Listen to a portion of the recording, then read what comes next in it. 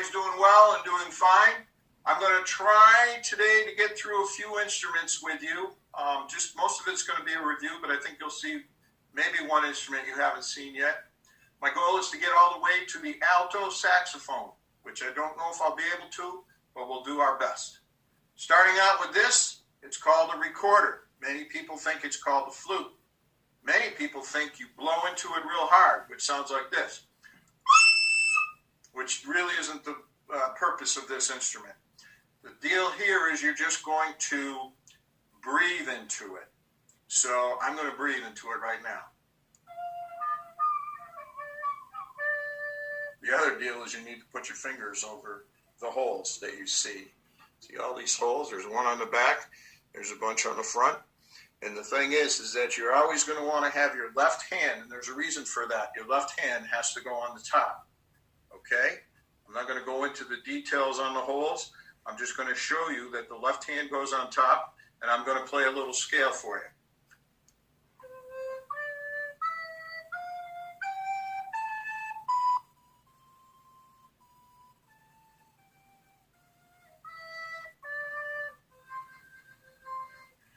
This is actually called a soprano recorder.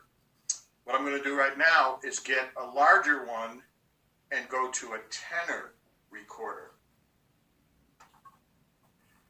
The tenor recorder is larger, it's deeper, but if the same rule applies, the left hand goes on top, and there's a real good reason for that, and I'm going to show you in a little while.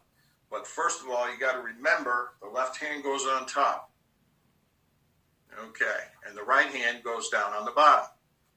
Now it's just going to sound a little different, but I still just breathe into it. Whoops.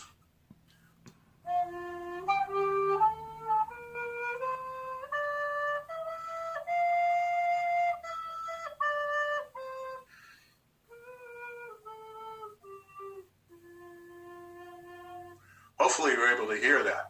But it's kind of tricky because your fingers have to reach a lot further. And, but anyway, it gets a different sound, as I think you can tell. It's a lot deeper. Now, this sometimes could be confused with a flute. But let me show you what a flute looks like. Remember the left hand. The flute looks like this. Many times it's silver. They do make a gold one. I just can't afford one. So I have a silver one right here, plated silver. And notice which hand goes on the top. If I were to play it this way, my left hand would be on the top. And the recorder is a great training instrument to teach you how to hold the flute correctly, and many other wind instruments as well, as you'll see. So I'm going to start by playing a scale on the flute, okay?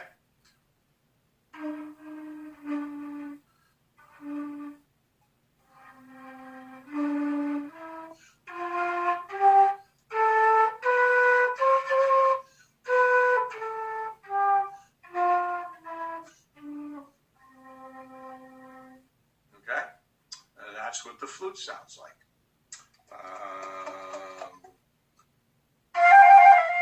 It also could play higher, obviously, too. Actually, let me give you a shrieking note. Can't do it.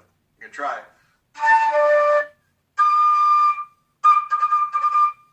So it can play really high, too. The next instrument I'm going to show you is the same kind of a wind instrument, but it has a little different twist. It's called a clarinet, and I'm sure some of you, I know there's one of you that used to play this. This is called a reed instrument. It attaches to the mouthpiece, and the reed is what's going to vibrate to make the sound. This is what a reed looks like when it's not attached.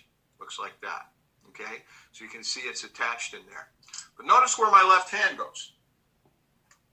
My left hand is going to go on the top, just like the recorder. So,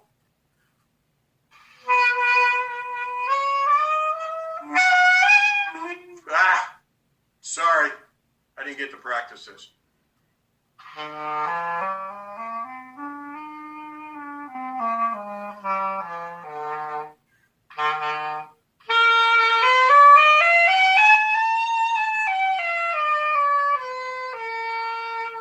sound doesn't come out of the bell, the sound comes out of here, all through these notes right here.